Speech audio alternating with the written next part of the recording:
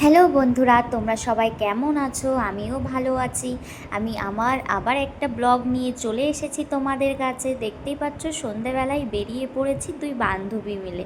সন্ধেবেলায় কোথায় যাব বুঝতে পারছিলাম না, তো ওকে বললাম চল, আমার কিছু কেনাকাটা আছে পুজোর, তো একবারে ঘুরেও আসি। তো ওকে আগে মায়ের মন্দিরে নিয়ে এসেছি। আগের ভিডিওতে তোমরা দেখতেই পেয়েছো মায়ের মন্দিরটা।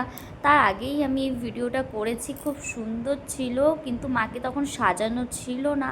এখানে বেলতলায় পুজো হয় মহালয়ের দিন ভোরবেলায়। তো দুই বান্ধবী মিলে মলে চলে এসেছি, কিছু কেনাকাটা করব পুজোয়। দেখতে পাচ্ছ সব কালেকশান আমি তোমাদের কিছু কিছু দেখিয়ে নিচ্ছি। ও কিছু কিছু জিনিস নিয়েছে, যেটা আমিও নিয়েছি। এখানে যে কোনো বান্ধবী আসুক না কেন, আসলেই এখান থেকে কিছু না কিছু কেনাকাটা করে নিয়ে যাবে।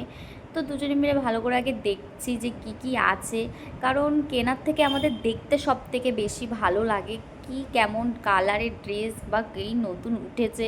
আবার আমরা ট্রাই করেও দেখি যে ভালো লাগছে কি না। তো ঠিক আছে, আমাদের মোটামুটি কিছু কিছু পছন্দ হয়েছে, যে আমরা নিয়ে নিয়েছি। তো আমি আবার উপরে চলে যাচ্ছি, দিদির ছেলের জন্য কিছু জামা নেব, কিন্তু যেহেতু আমি সাইজে পাচ্ছি না, তো ওকে বলছি তুইও খোঁজ, আমিও পাচ্ছি না। আমি এখানে একা একাই খুঁজেই যাচ্ছি। তো তারপরে ওর ফোন চলে আসলো, ও ব্যস্ত হয়ে গেল, আমারও ফোন এসেছিলো, আমিও ব্যস্ত ছিলাম। তো দুজনেই ব্যস্ত, সেটাই আমি ওকে বলছি যে একবার তুই ফোনে ব্যস্ত, তারপর আমি ফোনে ব্যস্ত। তারপর দুজনে কেনাকাটা করে আমরা বেরিয়ে আসলাম ওখান থেকে। তারপর ও আমাকে বলছে চল কি খাবি। তো আমি ওকে বলছি যে যেহেতু আমরা চাউমিন খেয়েছি, আর কি খাবো, পেট তো ভরাই আছে, এবার বাড়ি গিয়েও তো আবার কিছু খেতে হবে রাতে।